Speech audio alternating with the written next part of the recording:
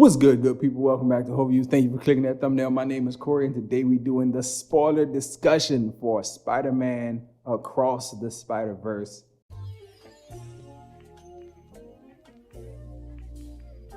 Oh man, this thing was good. And I'm gonna go ahead and jump right into the spoilers and talking about the movie. And I've seen it. I've watched all of the things. There's nothing after the credits. There's no post-credit. There's no mid-credit, nothing like that. They are breaking the mold in that way, and I'm quite happy about that. But let's talk about the thing that I am most excited to talk about in relation to this movie, and that is all the different things that are legitimized and like connected, canonized by this movie. So we have Miles Morales, villain, the Spot. He is the villain of the film, and I thought he was going to be a quick like cameo in and out. But as the movie progressed, it was like, oh, he's still around. And then he evolved into, oh, this is the big thing, this movie or this set of movies, because I'm telling y'all, a year ago they announced Spider-Man 2, the new animated Spider-Man is gonna be broken into 2 parts. And I was like, oh, okay, cool. Totally forgot that. They should have put part 1 in the credits, like the opening credits, so people would know when they got to the end and they wouldn't be infuriated. My best friend already told me, he watched it, and when it hit the to be continued flashed on screen, he was like, yo, what's going on? Wait, they did say that this was gonna be a 2-parter. But there were people in his audience that was like, what the hell? Because they had never heard. And again, my friend is very much like me. We are not the big conversationalists, so he didn't, take the time to tell them, hey, this was announced a year ago. But it was announced a year ago and everybody forgot. I know I forgot, and I didn't think about it until those credits rolled and I saw to be continued, and it was like the final word on the film. I was like, oh my God. I need this to be finished, and it's not gonna be finished until March of 2024, which is disgusting. My boy tried to tell me like, oh man, that's less than a year. No, it's not. No, it's not. It's 2023 right now. If it's not coming out in 2023, then it's a year away then, buddy, and that's just what it is. Unless it's December, and it's not December, so there you go. It's a whole year away, and I'm not happy about that. And I'm sure there's gonna be a lot of people who are not happy about that. So the Spot, he shows up, he is the villain, right? And he pops into the Venomverse first. And he's talking to the lady at the catcher's that I was full on expecting Venom himself or Tom Hardy to show up and have a line of dialogue. He didn't, but it was cool. That universe is now legitimized. They're showing Miles Morales the montages of Captain Stacy's, and everybody has their captain who dies, and everybody has an Uncle Ben who dies. And they're showing Andrew Garfield's Captain Stacy, and now that universe is a part of the Spider-Verse. You have reference to, in the very opening of the movie, Doctor Strange and Tom Holland's Spider-Man and the Multiverse of Madness and No Way Home. Like, all that stuff was referenced in the beginning. As you're watching the movie and they're going through the hallways of the little spider building, you get PS4 Spider-Man in the background, looking around, being confused, and it's like, all that stuff is in here. All that stuff is now legitimized. You even got shots of Tobey Maguire's Uncle Ben on the ground and Tobey Maguire crying, and it's like, you see it all. It's all connected. And I feel like that is a better way to do the multiverse than I've seen anybody do it so far. We've had like glimpses of it with Ant-Man and the Quantumania, but it's just a glimpse. Loki's universe did it pretty well. Like his television show, they did the multiverse stuff pretty well, but you have a lot of different variations. You have Multiverse of Madness. To me, to have multiverse in the title, they did multiverse way worse than anything you see in the Spider-Verse. Hell, they didn't do multiverse as well as Everything Everywhere All at Once, which came out the same month that Doctor Strange did last year. It's like, it's crazy that other people are doing multiverse better than y'all. But I feel like it has a lot more to do with the idea of live action versus animated. I feel like this stuff is way easier to do with animation. You can easily just stick in real life Andrew Garfield right there, and he's just there on screen, and you just go with it. If you have to do that in reverse, it feels a bit more awkward. Also, you don't have the difficulty of scheduling all of these different people to be in one place at one time. Like, I remember when Endgame and Infinity War were happening, it's like these actors, these like 50 or 60 recognizable actors had to have their schedules cleared for months to all be in one place and shoot this stuff. And like, you don't necessarily have to do that with animation.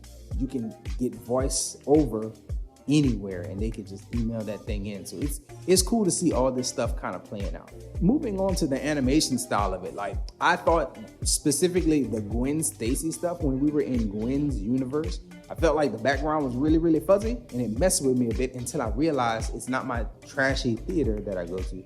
It's the actual visual style of the movie. And I thought that was pretty cool to make it different. Every universe is slightly different as you go to them. And I was cool with the way hers turned out and the way all of them are stylistically just slightly different. We don't get Spider Noir, you know, the Nick Cage Spider-Man. He shows up at the end, but it's just his character model. I imagine he's gonna have some dialogue and some things to do at the part 3 of this, or the part 2 of this movie. But we did get introduced to a lot of new characters, and my favorite of them would probably be Hobie Brown. I like his rebellious nature. I like the way that he exited from the group. He left a gift for Spider-Gwen, which was really, really cool. And it enables her to kind of leave off the movie where the movie is left off. Like, she can universe hop on her own and she's taking out people. I really like the way that they did the emotional Scarlet Spider. Like, that was really cool. Like, harkens back to the stuff of the 90s with him being a clone and also being confused. It was real fire that he was in there, and it was really reminiscent of the stuff we saw back in the day, drawn the same way, same super extra muscular stuff. Like, it was dope. This is probably the most pausable movie that you'll ever watch. Like, when this thing comes out on demand or it comes out on one of the streaming services, I'm gonna spend so much time watching it and pausing it, because every time that they introduced new people, there were little cutouts in different sections of the screen, you know, here, there, here, there, here, there. It's all over the place. You saw different things popping up, and I just couldn't read it all. And I definitely want to watch this movie again and pause that thing and then read some of the stuff that's flashing on the screen, because they are alluding to a lot of different things. Some people might find that they come a little heavy-handed on the messaging, but I thought the messaging was spot on. The fact that his mom gave him the encouragement of, hey, you belong, right? There's no one who can tell you don't belong. Only to have that come up again in the back half of the movie with Spider-Man 2099, who is in his face and just being real hardcore about letting your captain die and accepting that your uncle died. Like, you just have to accept it and just deal with it. All that stuff was really, really well done. I thought that the messaging was clear, but it just wasn't too heavy-handed to me. I also like the parenting thread that is there. That's something that a lot of people might miss. The fact that you have Miles Morales' dad, who is doing his thing parenting. You have Gwen Stacy's dad, who's doing his thing parenting. And you also have Peter Parker, who has his daughter with him. And he's like second guessing himself because he's seeing the young teens going through all the turmoil that they're going through. That was very intense. As a father of 2 girls, it makes me think, it gets my wheels going. But then at the same time, I also think this is very smart to have, because this is not really a kid's film. These are things that maybe your kids might go to if they're of the age where they can watch this and follow this, or if you have like little boys that are into the action. But then at the same time, they're gonna see things throughout the film that they enjoy, but this parenting line is something that the adults in the room could relate to if you're not 100% connecting to the animation and Spider-Man of it all. But I'm here for everything, and I'm enjoying pretty much everything. Soundtrack was fire, soundtrack was dope. That's another part of it that's just a reminder to me, and I wish it would be a signal to others that this is not really for kids, y'all. Like, this is for adults. This is for grown people to consume and enjoy, and I'm one of the ones who's really enjoying everything that I'm getting from this series of movies. When doing my numbers, I came up with like an 8.6 or an 8.4. I think that this is top tier cinema. This is probably gonna be one that people remember when it comes to award season. Just because, like animated films, I don't think that you're gonna see one that's better than this, that appeals to a wider range of people than this. I know the Mario movie made a ton of money, but the Mario movie made a ton of money because it appeals to kids and families all the same. It is a good enough family film. This is not a family film. This is a genre-specific superhero film that is more catered to adults than it is kids. So I think that it's probably not gonna make the same amount of money, but I do think it's going to be award-worthy. I do think that people are gonna remember it when it comes to the insane animations. Just the transitions between scenes alone was very, very impressive.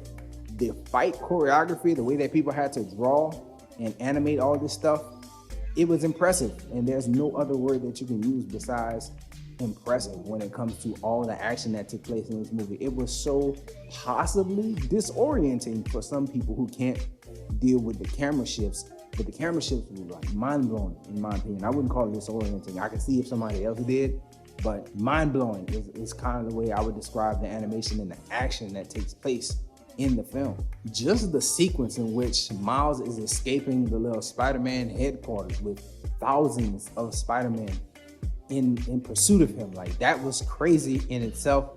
And the fact that it was done and you can follow all that insane action, the different color changes, the different powers of the Spider-Man, the different suits, you can kind of recognize where people come from and where people show up. And to me, it was just so well done that I don't think that anyone could watch it unless they're disoriented by it. I don't think anybody could watch it and come away and say, oh, that's just something for the kids to watch. Like, man, get out of here, man. That thing was impressive.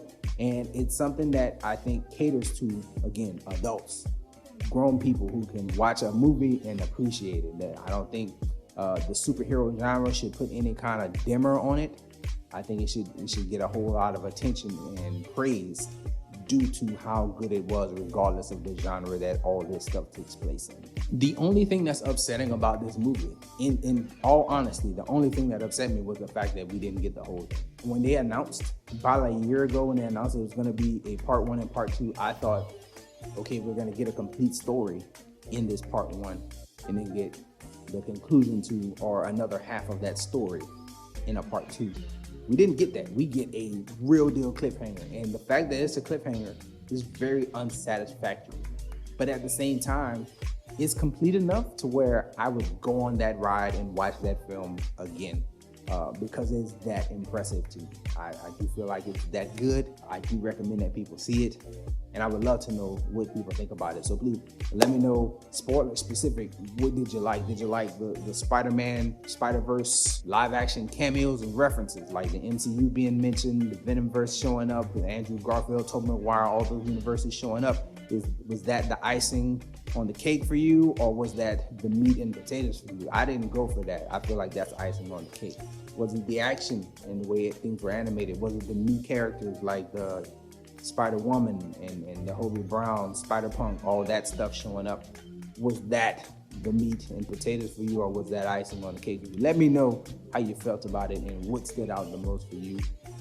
I'm kind of going with the action and the soundtrack, man. Those are two things that I'm probably going to want to come back and enjoy a whole bunch, as well as the legitimacy of all those other universes. That stuff was real nice to have in addition to what we got with the film.